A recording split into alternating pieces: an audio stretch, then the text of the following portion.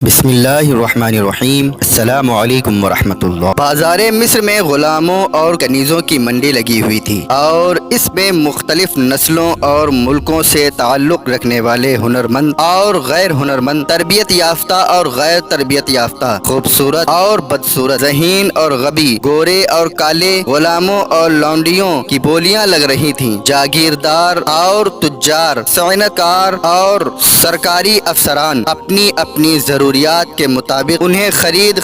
کر لے جا رہے تھے۔ اگر کسی کو زمینوں پر کام کرنے والوں کی ضرورت تھی تو وہ لمبے تڑنگے حبشی غلاموں کو خرید رہا تھا، اور اگر کسی کو اپنے سامان تجارت فروخت کرنے کی ضرورت تھی تو وہ تربیت یافتہ رومی غلاموں کو خرید رہا تھا، اور اگر کسی کو صنعت و حرفت سے غرض تھی تو وہ ہنرمندوں کو خرید رہا تھا، اور جس کو اپنی مجلسیں پر رونق رکھنے کی ضرورت تھی تو وہ خوش شکل اور خوش آواز مصریوں کو خرید رہا تھا، اور جس کسی کو گھریلو کام کاج کی ضرورت تھی تو وہ غبی اور بدصورت غلاموں کو خرید رہا تھا۔ اس عالم میں سوڈان کا کوئی تاجر اپنے ملک سے 2 غلام فروخت کرنے کی غرض سے بازار مصر میں داخل ہو تو اس کے دونوں غلاموں کی نگاہیں شہر کے پر رونق کے بازاروں پر پڑیں۔ ان میں سے ایک نے اپنے دل میں یہ خواہش کی کہ کاش میں اس شہر کا مالک بن جاؤں اور ٹھاٹھ کے ساتھ زندگی بسر کروں۔ دوسرے نے خواہش کی کہ کاش مجھے یہ ہوٹل والا ہی خرید لے اور میں آٹا گوندھ کر تنور پر روٹیاں لگاؤں اور سالن تیار کروں، خود بھی پیٹ بھر کر کھاؤں اور لوگوں کو بھی۔ چنانچہ یہ دونوں اپنے اپنے دلوں میں اپنی اپنی آرزو لے کر غلاموں اور کنیزوں کی منڈی میں داخل ہوئے اور ان کی بولی لگنے لگی، اور یہ دونوں بھی فروخت ہو گئے۔ ایک کو کسی ہوٹل والے نے خرید لیا اور اسے اپنے ہوٹل پر کھانا پکانے پر لگا دیا، اور دوسرے کو کسی فوجی سپہ سالار نے خرید لیا اور اسے فوجی امور سر انجام دینے پر لگا دیا۔ چنانچہ اس غلام نے اپنی صلاحیتوں سے کام لینا شروع کر دیا اور وہ ترقی کرتا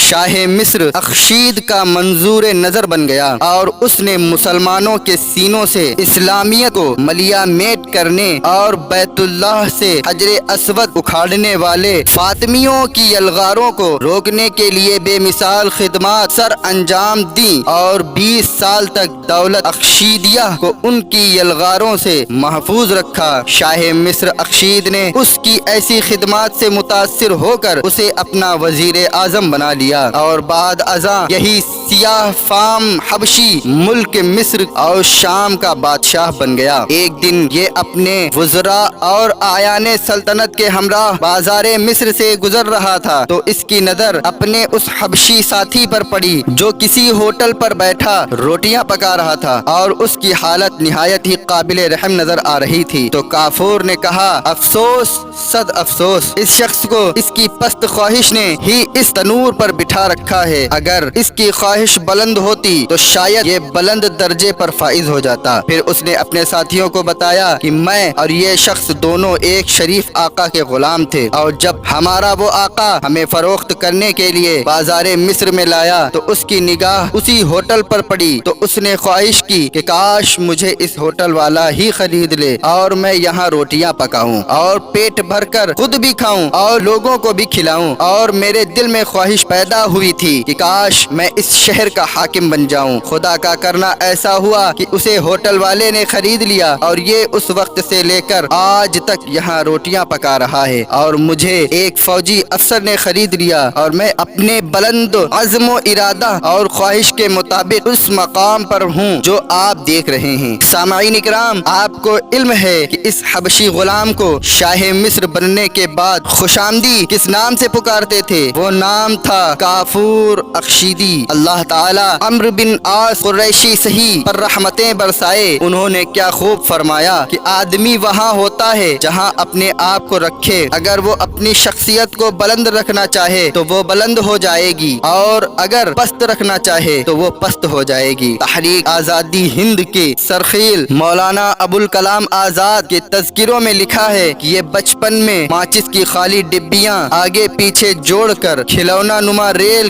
گاڑی بناتے اور اپنی بہنوں سے کہتے کہ تم گھر کے فلاں کونے پر کھڑی ہو جاؤ، اور جب میں ان ماچسوں سے بنی ریل گاڑی لے کر علامتی اسٹیشن پر آؤں تو تم نے کھڑی ہوکر تالیاں بجانا اور کہنا مولانا آ گئے، مولانا آ گئے۔ مولانا ابوالکلام آزاد کی بڑی بہن ان سے کہتی کہ بھائی صاحب اس گاڑی میں تو کوئی مولانا نام کی کوئی شے نہیں، تو ہم کس کے لیے تالیاں بجائیں؟ وہ کہتے یہ کھیل ہی تو ہے، اس لیے تم نے اس کی آمد پر فلاں کونے میں تالیاں بجانا۔ چنانچہ اللہ تعالیٰ کا ایسا ہوا کہ محی الدین احمد واقعی مولانا ابوالکلام بن گئے، اور وہ دن بھی آئے کہ جب مولانا عوامی جلسوں کے جمع غفیر سے خطاب کرنے جاتے تو جو ہی ریل گاڑی اسٹیشن پر آتی تو عوام کا ٹھاٹھے مارتا ہوا سمندر انہیں ہتھیلیوں پر اٹھا کر جلسہ گاہوں طرف لے آتا اور اسٹیج پر اتار دیتا، اور اس قدر خاموشی سے ان کا خطاب سنتا کہ گویا ان کے سروں پر پرندے بیٹھے ہوں۔ اگرچہ انسانوں کو ان کے مقدر کا لکھا ہوا ہی ملتا ہے، لیکن ان کے عزائم تو بلند ہونے چاہیے۔ دنیا میں آپ کو سیاست و امارت، علم و فضل، سائنس و ٹیکنالوجی، فلسفہ و طب، حدیث و فقہ میں جتنے نامی گرامی نظر آئیں گے وہ بلند ہمت نظر آئیں گے، ان میں ایک بھی ایسا نہیں ہوگا جسے محض اپنے پیٹ یا اپنے ہی بال بچوں اور خاندان کی فکر ہو۔